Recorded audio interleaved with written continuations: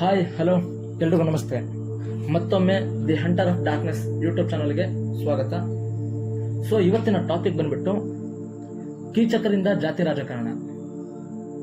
So ಈ topic ಇವತ್ತು ಯಾಕೆ ತಗೊಂಡೆ ಅಂದರೆ ಕಾರಣ ಇದೆ.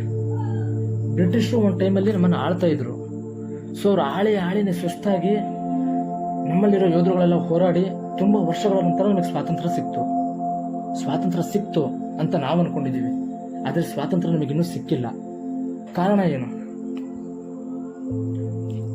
ಈ ರಾಜಕಾರಣಿಗಳೆಲ್ಲ ಏನು ಮಾಡ್ತಿದಾರಪ್ಪ ಅಂತ ಅಂದರೆ ನಮ್ಮಲ್ಲೇ ತಂದಿಡ್ತಾ ಇದ್ದಾರೆ. ಯಾವ ರೀತಿ? ನೀನು ಆ ಜಾತಿ, ನೀನು ಈ ಜಾತಿ, ನೀನು ಹಿಂದೂ, ನೀನು ಮುಸ್ಲಿಂ, ನೀನು ಕ್ರಿಶ್ಚಿಯನ್, ನೀನು ಬೌದ್ಧ, ನೀನು ಸಿಕ್ಕು ಅಂತ ಹೇಳಿ ನಮ್ಮಲ್ಲೇ ತಂದಿಡ್ತಿದ್ದಾರೆ. ನಾವೆಲ್ಲ ಏನೋ ಫ್ರೆಂಡ್ ಸರ್ಕಲಲ್ಲೆಲ್ಲ ಯಾವ ರೀತಿ ಇರ್ತೀವಿ, ಒಂದು ಫ್ಯಾಮಿಲಿ ಫಂಕ್ಷನ್ ಅಂದರೆ ನಾವೆಲ್ರಿಗೂ ಕರಿತೀವಿ.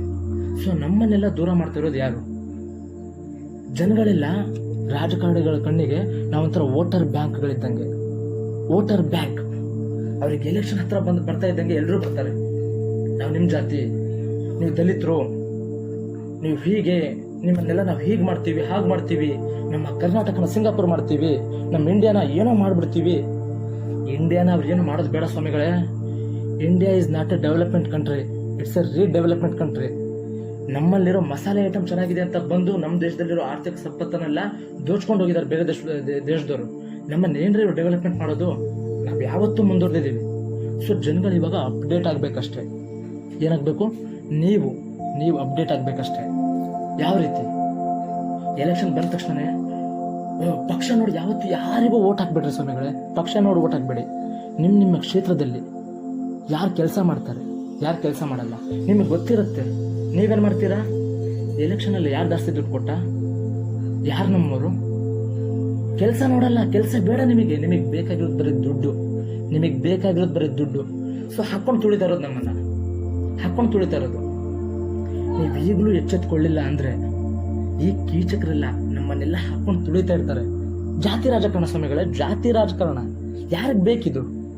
ಜಾತಿ ಮಧ್ಯೆ ಬೆಂಕಿ ಇಟ್ಟು ರಾಜಕಾರಣ ಮಾಡುವಂಥದ್ದೇನಿದೆ?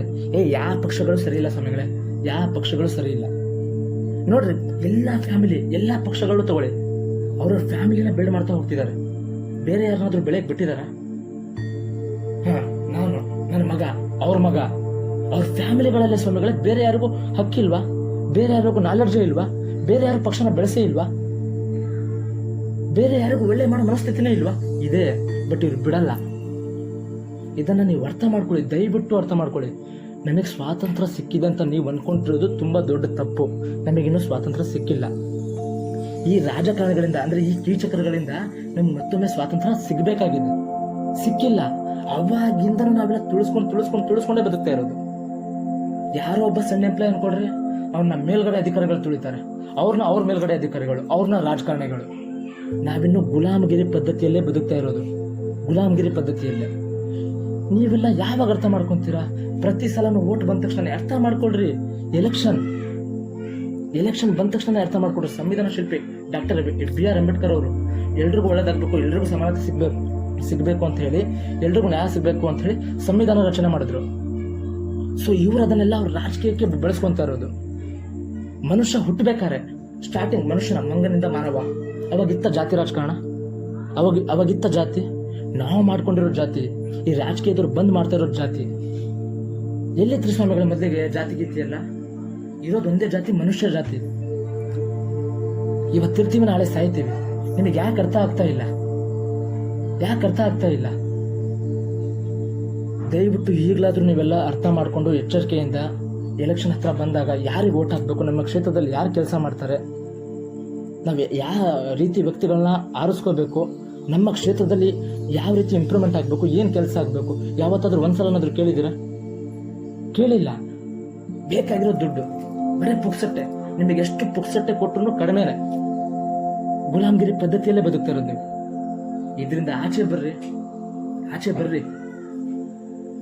ಯಾವತ್ತು ರಾಜಕೀಯ ಆಗಿರಬಾರ್ದು. ಪ್ರಜೆಗಳಿಂದ ಬರ್ತಾ ಇರೋದು ಇವರು ರಾಜಕೀಯದವರು. ಪ್ರಜೆಗಳಿಂದ ರಾಜಕೀಯ. ಆ ರೀತಿ ಆಗ್ತಿದ್ಯಾ? ಆ ರೀತಿ ನಡೀತಾ ಇಲ್ಲ. ರಾಜಕೀಯದವರು ಹೇಳೋದಂಗೆ ಪ್ರಜೆಗಳು ಕೇಳಬೇಕು. ಅವ್ರು ಏನ್ ಹಾಕ್ತಾರೆ ಅದೇ ಟ್ಯಾಕ್ಸ್, ಅವ್ರು ಏನ್ ಹೇಳ್ತಾರೆ ಅದೇ ರೇಟ್. ಒಂದು ಮೆಡಿಸಿನ್ ರೇಟ್ ಜಾಸ್ತಿ ಆದ್ರೂ ಯಾರಾದ್ರೂ ಕ್ವಶನ್ ಮಾಡಿದ್ದೀರಾ? ಮಾಡಲ್ಲ. ಎಣ್ಣೆ ರೇಟ್ ಜಾಸ್ತಿ ಮಾಡಿದ್ರೆ ಮಾತ್ರ ಕ್ವಶನ್ ಮಾಡ್ತೀರಾ ನೀವು? ಮೆಡಿಸಿನ್ ಬೇಡವಾ? ಮನುಷ್ಯರ ಕಾಯಿಲೆನೇ ಬರಲ್ವಾ? ಅರ್ಥ ಮಾಡ್ಕೊಳ್ರಿ. ಈಗಲಾದ್ರೂ ಎಚ್ಚೆತ್ಕೊಳ್ರಿ. ಇವ್ರನ್ನೆಲ್ಲ ಹಾಕ್ಕೊಂಡು ನಮ್ಮನ್ನೆಲ್ಲ ಹಾಕೊಂಡು ತುಳಿತಾ ಇದ್ದಾರೆ. ನಾವು ತುಳಿಸ್ಕೊಂಡು ಹಿಂಗೆ ಇದೀವಿ. ಬೆಳೆಯೋರು ಬೆಳಿತಾನೆ ಇದ್ದಾರೆ. ಇವ್ರೇನು ಎಲ್ಲ ಪಕ್ಷದವ್ರು ಇದಾರಲ್ಲ, ರಾಜಕೀಯದವ್ರು ಏನು ಮಾಡ್ತಾರೆ? ನಮ್ಮ ಮುಂದೆ ಜಗಳ ಮಾಡ್ತಾರೆ. ರಾತ್ರಿ ಎಲ್ಲರೂ ಒಟ್ಟಿಗೆ ಕುತ್ಕೊಂಡು ಎಣ್ಣೆ ಹೊಡಿತಾರೆ. ಇವರೆಲ್ಲ ಒಂದೇ ಕಣಯ್ಯ. ಅವ್ರವ್ರ ಪಕ್ಷ ಬರಬೇಕು ಅಂತ ಮೈತ್ರಿ ಮಾಡ್ಕೊಳ್ಳೋದು, ಸರ್ಕಾರ ತರೋದು. ಸ್ವಾಭಿಮಾನ ಇಲ್ಲ ಅವರಿಗೆ. ಮೈತ್ರಿ ಸರ್ಕಾರ. ಪ್ರತಿಯೊಬ್ಬರು ಎಲ್ಲ ಪಕ್ಷನೂ ಆಯಿತು. ಒಂದ್ಸಲ ಬಿಡ್ರಿ, ಪಕ್ಷಗಳ ಹೆಸರುಗಳು ತಗೊಳ್ಳಲ್ಲ. ಯಾಕಂದ್ರೆ ಎಲ್ರಿಗೂ ನಿಮಗೆ ಗೊತ್ತಿದೆ, ಡೈಲಿ ನೀವು ನೋಡ್ತಾನೆ ಇರ್ತೀರ. ಡೈಲಿ ನಿಮಗೆ ಮಾಡೋಕ್ಕೆ ಕೆಲಸ ಇಲ್ಲ ಅಂತ ಡೈಲಿ 10 ನಿಮಿಷ ಇದ್ರ ಬಗ್ಗೆನೇ ಮಾತಾಡ್ತೀರಾ ನೀವು. ಪ್ರತಿಯೊಬ್ಬರ ಮನೆಯಲ್ಲೂ ರಾಜಕಾರಣದ ಬಗ್ಗೆ ನೀವು ಮಾತಾಡ್ತೀರಾ. ತಪ್ಪು ಅಂತ ಗೊತ್ತಿರುತ್ತೆ, ಕ್ವಶನ್ ಮಾಡಲ್ಲ. ನಮಗೇನಕ್ಕೆ? ಎಲ್ರಿಗೂ ಆದಂಗೆ ನಮಗೂ ಆಗುತ್ತೆ. ನಮಗೇನು ಪ್ರಾಬ್ಲಮ್ ಅಂತ ಅಲ್ವಾ? ನಿಮ್ಮ ಮನೆಗೆ ಬಂದು ನಿಮಗೆ ಹೊಡೆದು ನಿಮಗೆ ತೊಂದರೆ ಕೊಟ್ಟರೆ ಮಾತ್ರ ಅವಾಗ ನಿಮಗೆ ತೊಂದರೆ ಅಂತ ಅನಿಸುತ್ತಾ?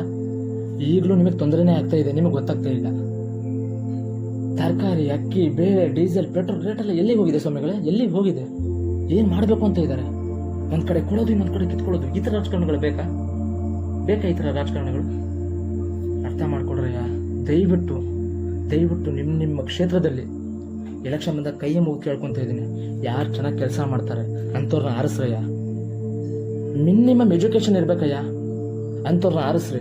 ರಾಜಕಾರಣದ ಬಗ್ಗೆ ಏನೋ ಗೊತ್ತೇ ಇರಲ್ಲ, ದುಡ್ಡಿರುತ್ತೆ, ನಿಂತ್ಕೊಂತಾರೆ, ನಿಮಗೆ ದುಡ್ಡಿನ ಆಸೆ ತೋರಿಸ್ತಾರೆ, ಗೆದ್ದು ಬಿಡ್ತಾರೆ. ಆಮೇಲೆ ಏನು ಮಾಡ್ತಾರೆ? ಮಾಡಿರೋ ಖರ್ಚನ್ನ ಹೇಗೆ 1 to ಡಬಲ್ ಮಾಡಬೇಕು, ನೆಕ್ಸ್ಟ್ ನನ್ನ ಮಗಳು ರಾಜಕೀಯದಲ್ಲಿ ಅವ್ರನ್ನ ಹೇಗೆ ಬೆಳೆಸ್ಬೇಕು ಅಂತ ನೋಡ್ತಾರೆ ಹೊರತು ನಿಮ್ಮನ್ನು ಬೆಳೆಸೋಕ್ಕೆ ಯಾರೂ ನೋಡಲ್ಲ. ರಾಜಕೀಯದಲ್ಲಿ ಬರೋ ಎಲ್ಲ ಈ ಕೀಚಕರಿದಾರಲ್ಲ, ಅವ್ರವ್ರ ಫ್ಯಾಮಿಲಿ ಉದ್ಧಾರ ಮಾಡ್ಕೊಂತಾರೆ. ಯಾರು ಉದ್ಧಾರ ಮಾಡಿದ್ದಾರೆ? ಯಾರು ಉದ್ಧಾರ ಮಾಡಿದ್ದಾರೆ? ಎಲೆಕ್ಷನ್ ಹತ್ತತ್ರ ಬಂದ ಕೆಲಸಗಳಾಗ್ತವ್ರು. ಅಬ್ಸರ್ವ್ ಮಾಡಿದ್ದೀರಾ? ಎಲೆಕ್ಷನ್ ಹತ್ತತ್ರ ಬಂದ ಕೆಲಸಗಳಾಗ್ತವೆ. ಫಸ್ಟಿಂದ ಮಾಡ್ತಾ ಬರ್ತಾರ? ಮಾಡಲ್ಲ. 5 ವರ್ಷ ಒಂದ್ಸಲ ಗೆದ್ಬಿಟ್ರು ಒಬ್ಬ ವ್ಯಕ್ತಿ. 5 ವರ್ಷ ಲಾಸ್ಟಿಗೆ ಎಲೆಕ್ಷನ್ಗೆ 5-6 ತಿಂಗಳಿದ್ದಾಗ ಮಾತ್ರ ನಿಮಗೆ ಮಾತಾಡ್ಸೋದು. 5-6 ತಿಂಗಳಿದ್ದಾಗ ಮಾತ್ರ ನಿಮಗೆ ಮಾತಾಡ್ಸೋದು. ಆಮೇಲೆ ಸಮಸ್ಯೆ ಅಂತ ಹೋಗ್ರಿ, ಯಾರು ಕೇಳಲ್ಲ. ಸಾಹೇಬರು ಬ್ಯುಸಿ ಇದ್ದಾರೆ, ಸಾಹೇಬರು ಡೆಲ್ಲಿಯಲ್ಲಿದ್ದಾರೆ, ಸಾಹೇಬರು ಅಲ್ಲಿ ಹೋಗಿದ್ದಾರೆ, ಸಿಗಲ್ಲ, ನಾಳೆ ಬನ್ನಿ, ನಾಡ್ದು ಬನ್ನಿ. ಒಂದು ಕೆಲಸ ಆಗ್ಬೇಕು ಅಂದ್ರೆ ನಿಮ್ ಚಪ್ಪಲಿ ಸವಿಬೇಕು, ಅಲ್ಲಿ ತನಕ ನಿಮ್ ಕೆಲಸಗಳಾಗಲ್ಲ. ಅರ್ಥ ಆಗ್ತಿದೆಯಾ? ದಯವಿಟ್ಟು ಅರ್ಥ ಮಾಡ್ಕೊಳ್ರಿ. ಏನೇನೋ ಆಸೆ ತೋರಿಸ್ತಾರಂತ ದಯವಿಟ್ಟು ಇದಾಗ್ಬೇಡ್ರಿ. ನಾವಿನ್ನೂ ಗುಲಾಮ್ಗಿರಿ ಪದ್ಧತಿಯಲ್ಲೇ ಬದುಕ್ತಾ ಇದೀವಿ. ನೀವೆಲ್ಲಿ ತನಕ ತಪ್ಪು ನಡೀತಾ ಇರುತ್ತೆ ಪ್ರತಿಯೊಬ್ಬರಿಗೂ ಗೊತ್ತಿರುತ್ತೆ. ನೀವು ಕ್ವಶನ್ ಮಾಡಲ್ಲ. ಯಾವುದೇ ಕ್ಷೇತ್ರ ಆಗಲಿ, ಯಾವುದೇ ಒಂದು ಕೆಲಸ ಆಗಿರಲಿ, ತಪ್ಪು ನಡೀತಿದೆ ಅಂತ ಗೊತ್ತಾದ ತಕ್ಷಣ ನೀವು ಕ್ವಶನ್ ಮಾಡಿ. ಅದು ನಮ್ಮ ಹಕ್ಕು. ನೀವು ತಪ್ಪು ನಡೀತಿದೆ ಅಂತ ಕ್ವಶನ್ ಮಾಡಿದ್ರೆ ಮಾತ್ರ ಅಂಥವ್ರು ಉದ್ಧಾರ ಆಗ್ತಾರೆ. ತಪ್ಪು ನಡೀತಿದ್ರು ಕೂಡ ನನಗೇನಕ್ಕೆ ಅಂತ ಗೊತ್ತಿರ್ತಾರಲ್ಲ, ಅವ್ರ ಜೀವನದಲ್ಲಿ ಯಾವತ್ತೂ ಉದ್ಧಾರ ಆಗಲ್ಲ. ಅವ್ರು ಗುಲಾಮ್ಗಿರಿ ಪದ್ಧತಿಯಲ್ಲೇ ಸಾಯೋದು. ಎಲ್ಲಿ ತನಕ ಸಹಿಸ್ಕೊಂತೀರಾ? ಎಲ್ಲಿ ತನಕ? ಇನ್ನು ಎಷ್ಟು ದಿವಸ? ನಿಮಗೆ ಮತ್ತೆ ಇದು ಮಾಡಬೇಕು ಅಂದ್ರೆ ಮತ್ತೊಂದ್ಸಲ ಯಾರಾದ್ರೂ ಅವತಾರ ಆಯ್ತು ಬರ್ಬೇಕಾ? ಅರ್ಥ ಮಾಡ್ಕೊಳ್ರಯ್ಯ. ಬರೀ ಕುಡಿತದ ಚಟದಿಂದ ಏನೋ ಪುಕ್ಸಟ್ಟೆ ಸಿಗತ್ತೆ ಅಂತ ಈಗಿನ ಒಂದು ನೋಡ್ಕೊಂಡು ಮುಂದಿನ ಜೀವನನ ಹಾಳು ಮಾಡ್ಕೊಬಿಡ್ರಿ. ದಯವಿಟ್ಟು ಪ್ರತಿಯೊಬ್ಬರು ಇದನ್ನ ಅರ್ಥ ಮಾಡ್ಕೊಳ್ರಿ. ಈ ರಾಜಕೀಯದವ್ರು ಎಲ್ಲ ಕೀಚಕರಿದ್ದಂಗೆ. ಎಲ್ಲೋ ಕೆಲವೊಬ್ರು ಒಬ್ಬೊಬ್ರು ಅವ್ರ ಕ್ಷೇತ್ರದಲ್ಲಿ ಚೆನ್ನಾಗಿ ಕೆಲಸ ಮಾಡ್ತಿದ್ದಾರೆ. ಎಲ್ಲರೂ ಅಂಥವ್ರೆ ಅಂತ ಹೇಳಲ್ಲ. ಆದ್ರೆ ಇನ್ನು ಉಳಿದವರೆಲ್ಲ ಇದಾರಲ್ಲ, ಎಲ್ಲರೂ ಸ್ವಾರ್ಥ, ಎಲ್ಲ ಟ್ರ್ಯಾಪ್. ನೀನು ಬೆಳೀತಾ ಇದೆಯಾ, ನಿನಗೆ ಯಾವ ಥರ ಟ್ರ್ಯಾಪ್ ಮಾಡಬೇಕು ಅದರಲ್ಲೇ ಬ್ಯುಸಿ ಆಗಿಬಿಟ್ಟಿದ್ದಾರೆ ಕಣಯ್ಯ. ಕ್ಯಾಸೆಟ್ ಮಾಡಿಸೋದು, CD ಮಾಡಿಸೋದು, ಅವ್ರ ಮೇಲೆ ಆರೋಪ ಆಗೋದು, ಇವ್ರ ಮೇಲೆ ಆರೋಪ ಹಾಕೋದು. ಏನು ಒಳ್ಳೆ ಕೆಲಸ ಮಾಡಿದಾರಯ್ಯ. ಅವ್ರ ಮಧ್ಯೆ ಸರಿ ಇಲ್ಲ ಕಣಯ್ಯ. ನಮ್ಮ ರಾಜಕಾರಣ ಅಂತ ವ್ಯವಸ್ಥೆ ತಂದು ನಮ್ಮನ್ನ ಡಿವೈಡ್ಗಳು ಮಾಡ್ತಿದ್ದಾರೆ. ಜಾತಿ ವ್ಯವಸ್ಥೆ, ನಾವು ಗುದ್ದಾಡ್ ಸಾಯ್ಬೇಕಿಲ್ಲಿ, ಅದು ಅವ್ರಿಗೆ ಲಾಭ. ಎಷ್ಟೆಲ್ಲ ಹಗರಣಗಳಾಗ್ತಿದ್ದಾವೆ, ಯಾರಾದ್ರೂ ಕ್ವಶನ್ ಮಾಡ್ತಾ ಇದ್ದೀರಾ? 1-2 ಸಲ ಹಾಕ್ತಾರೆ ಟಿವಿಗಳಲ್ಲಿ. ಅದಕ್ಕೊಂದು ಕನ್ಕ್ಲೂಷನ್ ಅಂತ ಯಾವುದೇ ಒಂದು ವಿಚಾರಕ್ಕೂ ಕೂಡ ಕನ್ಕ್ಲೂಷನ್ ಕೊಟ್ಟಿದ್ದಾರಾ? ಏನು ಅವರಿಗೆಲ್ಲ ಕಮಿಷನ್ ಸಿಗತ್ತಾ ಹೇಗೆ ಅಂತ? ಒಂದು ವಿಚಾರನೂ ಯಾವುದೇ ಒಂದು ಕೊಲೆ ಪ್ರಕರಣ ಆಗಿರ್ಬೋದು, ಒಂದು ದರೋಡೆ ಆಗಿರ್ಬೋದು, ಇಲ್ಲ ಎಲ್ಲಾದ್ರೂ ಒಂದು ಕೊಳ್ಳೆ ಹೊಡೆದು ರಾಜಕಾರಣಿಗಳೆಲ್ಲ ಎಷ್ಟೋ ಕೋಟಿ ಹಣ ಎಲ್ಲ ಲೂಟಿ ಮಾಡಿರ್ತಾರೆ. ಎಲ್ಲೂ ಕೂಡ ಒಂದು ಕನ್ಕ್ಲೂಷನ್ ಕೊಟ್ಟಿಲ್ಲ. ಈ ರೀತಿ ಆಯ್ತು ಅಂತ ತೋರಿಸ್ತಾರೆ ಹೆಡ್ಲೈನ್, TRPಗೋಸ್ಕರ ಮುಗಿತಾ ಬಿಟ್ಬಿಡ್ತಾರೆ. ಸೊ ಇವರೇನೋ ಅವ್ರಿಗೆ ಧಮಕಿ ಹಾಕ್ತಾರೋ ಹೆದರ್ಸ್ತಾರೋ ಅದು ಗೊತ್ತಿಲ್ಲ. ನಾವಿನ್ನು ತಿಳ್ಕೊಳ್ಳೋದು ತುಂಬಾ ಇದೆ. ನಮ್ಮ ರಾಜ್ಯನ, ನಮ್ಮ ದೇಶನ ಯಾರು ಡೆವಲಪ್ಮೆಂಟ್ ಮಾಡೋದು ಬೇಡ. ಡೆವಲಪ್ಮೆಂಟ್ ಇದೀವಿ ನಾವು. ಅಪ್ಡೇಟ್ ಆಗ್ಬೇಕು ನಾವು. ಏನು ಹೇಳ್ರಿ, ಅಪ್ಡೇಟ್ ಆಗಬೇಕು. ದಯವಿಟ್ಟು ಅರ್ಥ ಮಾಡಿಕೊಂಡು ನಿಮ್ಮ ಕ್ಷೇತ್ರದಲ್ಲಿ ನೆಕ್ಸ್ಟ್ ಸಲ ಎಲೆಕ್ಷನ್ ಬಂದಾಗ ತುಂಬ ಯೋಚನೆ ಮಾಡಿ ಓಟ್ ಹಾಕಿ. ಇವ್ರು ಜಾತಿ ರಾಜಕಾರಣ ಮಾಡ್ಕೊಂಡು ನಮ್ಮಲ್ಲಿ ಡಿವೈಡ್ ಮಾಡ್ತಿದ್ದಾರೆ, ನಮ್ಮಲ್ಲಿ ಜಗಳ ಹಚ್ತಾ ಇದ್ದಾರೆ. ಸೊ ಪ್ಲೀಸ್ ದಯವಿಟ್ಟು ಇನ್ನು ಇದ್ರ ಮೇಲೆ ನಾನು ಜಾಸ್ತಿ ಏನು ಹೇಳೋಕ್ಕೋಗಲ್ಲ. ಇದು ನೆಕ್ಸ್ಟ್ ಪಾರ್ಟು ನೆಕ್ಸ್ಟ್ ತೋರಿಸ್ತೀನಿ. Thank you.